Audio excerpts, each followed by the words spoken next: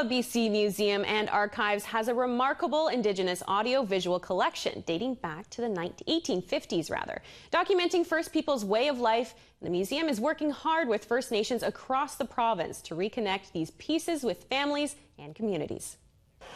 So in this drawer, we have Actis Ahouset Alberni. The Royal BC Museum and BC Archives' Indigenous audio-visual collection contains photographs, film, video, and audio recordings. A lot of the visitors we have to the collections are doing research on their family histories and their culture and their communities. Since the 1970s, when these were placed on index cards in these drawers, people have been welcome to write information on the back of each photo card.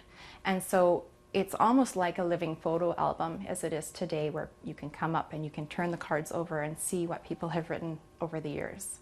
Dating from the 1860s up to the 1950s, there are about 25,000 historical photographs in the BC Archives alone. The Royal BC Museum and the BC Archives were separate for over 100 years, and we amalgamated in 2003. So you can imagine that a lot of the collections that came to the individual organizations were accessioned differently, they were put into different database systems, and so they do remain separate today. The hundreds of First Nation photos you can access online are courtesy of the Royal BC Museum.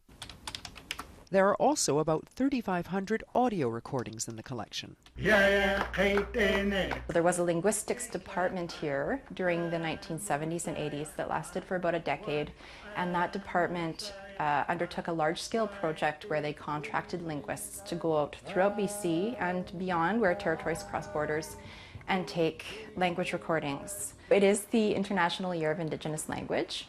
We've been doing a lot of community outreach this year. To date, as of January this year, we've sent out about 460 recordings, digital copies. And that number continues to increase as the BC Archives works with families and communities to share this remarkable historic collection. We're also focusing on co-management of materials and communicating regularly with people whose intangible heritage this is, people who own these materials.